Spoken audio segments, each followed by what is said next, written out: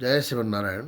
मैं पंडित निरंजन कुमार भारद्वाज भारद्वाज ज्योतिष वास्तु पौरोहित्य संस्थान अजमेर की ओर से आप सभी को आज बुधाष्टमी के लिए विशेष व्रत के नियम और विधि, उसके साथ में कथा के साथ में प्रस्तुत हुआ हूँ कि बुधाष्टमी जो है अपने आप के अंतर्गत एक ऐसा संयोगात पर अपने आप में व्रत है जो हमारे सनातन धर्म के अंतर्गत क्या है, महिलाएं हैं, बहन बेटियां हैं, वह सभी प्रकार के व्रत इत्यादि करती हैं।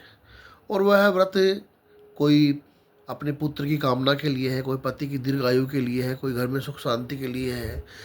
कुल मिलाकर के सारे जो व्रत इत्यादि जो होते हैं वह स्वयं के पति के माध्यम से जो परिवार बना है उसके लिए होते हैं।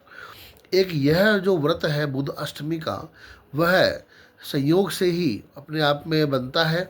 और ये बुधाष्टमी का जो व्रत है यह पीहर पक्ष में जो हमारे बड़े बुजुर्ग हैं, जिनकी हर प्रकार से मुक्ति के लिए यह एक प्रसाधन गरुड़ पुराण के अंतर्गत बताया गया है, जिसके बारे में आपको सविस्तार सविधि के माध्यम से समझाता हूँ कि बुधाष्टमी का जो व्रत की जो शुरुआत है वह नियम के अनुसार जब शुक्ल पक्ष में बुधवार और अष्टमी हो तब से प्रारंभ करना चाहिए। कृष्ण पक्ष से शुरू नहीं करना चाहिए। शुक्ल पक्ष में अष्टमी हो, बुधवार हो, तब से प्रारंभ करना चाहिए। और नियम के अनुसार जब तक 8 बुधवार और अष्टमी का व्रत आप नहीं कर लेते हैं तब तक वो बराबर करना चाहिए। और यह व्रत जो है करके सायंकाल के अंदर, सायंकाल में जब गोधूलिक वेला होती है तो उस समय इस व्रत का पूजन करें आप। पूजन करके और फिर जो है कथा करें। और विशेष रूप से ध्यान रखने वाली बात यह है कि इस कथा के व्रत को करने वाले जो भी माताएं हैं, बहनें हैं, वह किसी भी प्रकार से जो है पिसा हुआ अन्न जो है उसका अपने व्रत के अंदर पारायण करने के लिए उसका उपभोग न करें, उसका प्राशन न करें।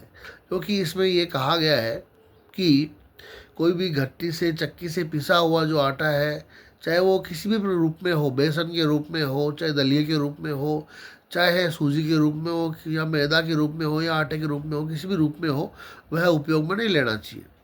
और न उस खाद्य पदार्थ में नमक होगा, न मीठा होगा, न मिर्ची होगी, न हल्दी होगी। वह जैसा है वैसा का वैसा ही बनाया जाएगा। तो इसीलिए शास्त्रोक्त मान्यता के अनुसार इस विधि में, इस कार्य में सिर्फ और सिर्फ आप जो है चावल को आहार रूप में ले सकते हैं। यह इस विधि के अंतर्गत बताया गया है।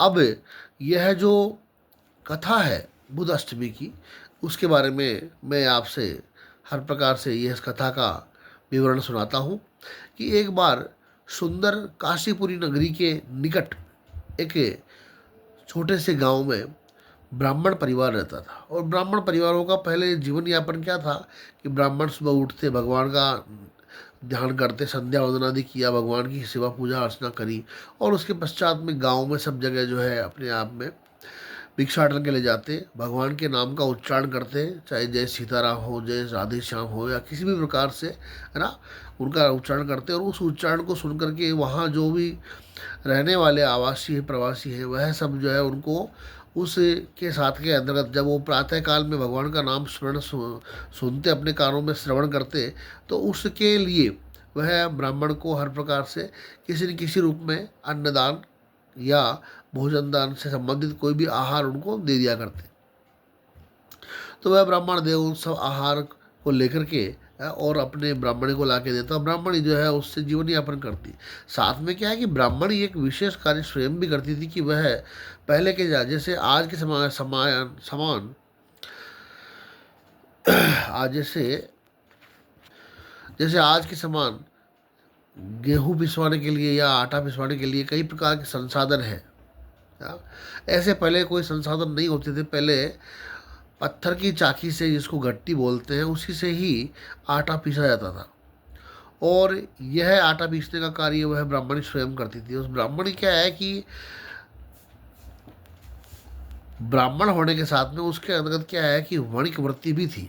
और वणिक वृत्ति होने के साथ में क्या है कि वह जैसे आटा पीसती तो उस आटे में से क्या है कि मुट्ठी दो मुट्ठी उसमें से कम कर दिया करती थी, ताकि क्या है कि जिनसे जिस प्रकार से वो गेहूँ लेती उनको भरपूर आटा भर के देती तो उसमें से एक दो मुट्ठी वह चुरा लिया करती थी। तो उसके कारण क्या है कि वह एक उसकी आदत पड़ चुकी थी, जो उसके पुत्र उसकी पुत्री जिसका नाम उसके पुत्र का नाम था बुध और उसकी पुत्री का नाम था बुधनी।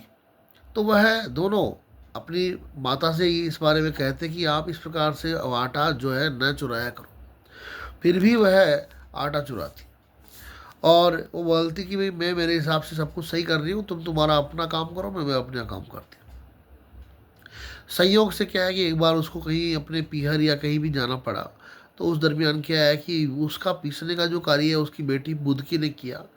और बुदनी जो है उस बुदनी ने वह जो आटा है जिनसे जितना लिया उतना ही उनको ससम्मान वापस दिया। तो सभी ग्रामवासी बड़े चकित रह गए कि हम पहले जो गेहूँ या कोई अनाज लेके आते थे उसका जो आटा है वह कम आता था, अब भरपूर आ रहा है। तो उन्होंने बेटी से चर्चा करी, तो बेटी ने कहा कि भाई माँ जो है चुरा लिया करती थी, उसने सत्य बोल दिया और मैंने चुराया नहीं है, मैंने आपको पूरा दिया है। तो इस प्रकार से जो है वह ब्राह्मणी जब आई तो उसको ग्रामवासियों ने सबने कहा कि भाई तुम तो इस प्रकार से चोरियां करते हो, तो हम आज के बाद जो है तुम्हारे यहाँ पर गेहूँ या कोई भी अन्न को पिसवाने नहीं आएंगे। तो इस प्रकार से जब उनसे उस ब्राह्मणी से कहा तो ब्राह्मणी ने पूछा कि भाई आपको ये बात किसने कही। तो उसके बाद में जो है ब्राह्मणी ने पूछा कि आपको यह बात किसने कही। तो ग्रामवासियों ने कहा कि भाई आपकी जो सुपुत्री है उसने अभी आपकी अनुपस्थिति में सभी को जो पीस पीस के दिया है आटा, वह प्रचुर मात्रा में है, जितना लिया है उतना ही हम हमारे को अपने आप में महसूस हुआ है। तो इस प्रकार से अपनी पुत्री की सच्चाई की तारीफ सुन करके उस ब्राह्मणी को अपने आप में क्रोध आया। फिर उसने अपने पुत्र को कहा कि रास्ते में जो भी कोई आपको मार्ग में दिखे उसके साथ में आज इसका विवाह कर दो। तो जैसे ही वो बुद्ध जो है अपने घर से निकला तो उसको रास्ते में कोई कुत्ता दिखा, उस कुत्ते को लेकर के आया और उसके साथ तिलक करके अपनी बहन को का विवाह कर दिया। तो बहन का विवाह जब कुत्ते से हो रहा था तो उस वक्त उस कौतूहल पूर्ण विषय के लिए आसपास के समस्त ग्रामवासी वहाँ इकट्ठे हो गए, एकत्रित हो गए।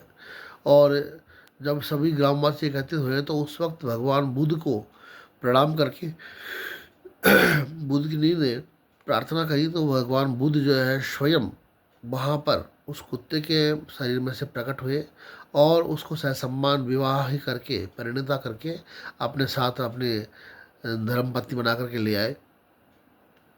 उसके पश्चात में संयोग से इधर ब्राह्मण और ब्राह्मणी जो है वो काल में कवलित हो गए और काल में कवलित होने के पश्चात जो है अपने यमलोक को चले गए। तो कुछ समय पश्चात जो है इधर ब्राह्मणी के यहाँ पर सब आनंद हो गए, जो उनकी सुपुत्री थी उसके यहाँ पर।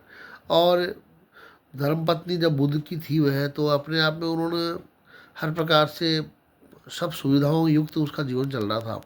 तो एक बार संयोग से क्या है कि कोई एक कक्ष जो काफ़ी समय से बंद था, तो उसके बारे में उसने अपने पति से चर्चा करी कि आपने सभी कक्षों की तो मुझे चाबियां दे रखी है, इस कक्ष को बंद कैसे कर रखा है। तो उन्होंने कहा कि इस कक्ष को आप न खोलें, न इसके बारे में आज से कभी बाद में आप पूछना।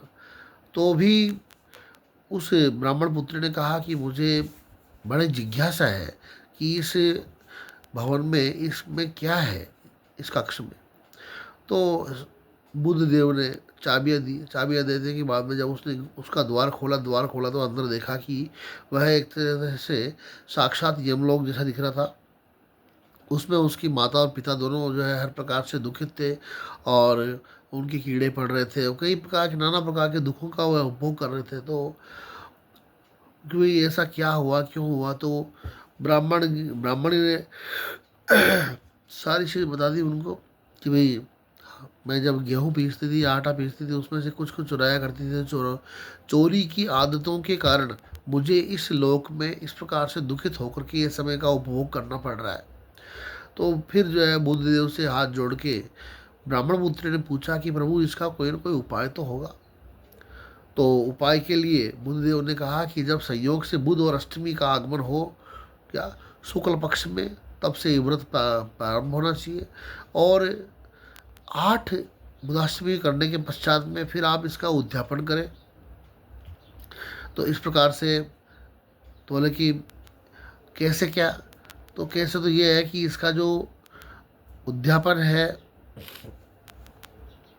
वह 8 ब्राह्मण या 8 संतों के माध्यम से होगा, और एक युगल कोई दंपति जो ब्राह्मण है वह आकर के पूजा करके और भोजनादि सब करेंगे।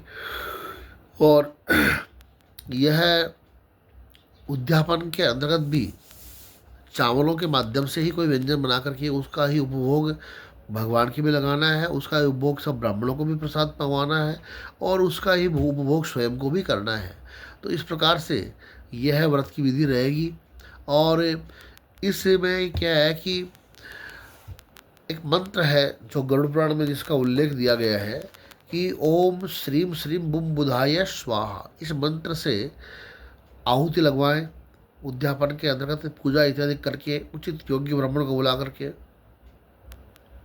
और उसके पश्चात जो है सानंद पूर्वक बुधाष्टमी का व्रत और उद्यापन करके, और अपने स्वयं के लिए और अपने पूर्वजों के लिए, उन सभी के लिए, कन्याएं या महिलाएं या हमारी बहनें माताएं, वह अपने पीहर पक्ष की हर प्रकार से सुख शांति की अभिवृद्धि के लिए, और जो पूर्व में जो काल में समा गए हैं उनके पूर्वज, उनके लिए हर प्रकार से यह सबसे पावन व्रत और सबसे पावन अपने आप में यह एक तपस्या का साधन है, जिसको जो भी बहन बेटियां सानंद पूर्वक करना चाहे वह कर सकती है। बुध और अष्टमी का यह जो व्रत है सभी के लिए हर प्रकार से अनुकूलदायक है, और इससे कई प्रकार की जो है जीवन में असामाजिकताएं हैं वह अपने आप में शांत होती है। जीवन की कोई भी क्षुधा हो, तृष्णा हो, वह पिपासा हो, वह सभी अपने आप में अनुकूलतम बनती है। इसलिए मैं पंडित निरंजन कुमार भारद्वाज आपको बुधाष्टमी की व्रत कथा विधि और के साथ में आपको शुभकामनाएं प्रदान करता हूँ। जय श्रीमन नारायण।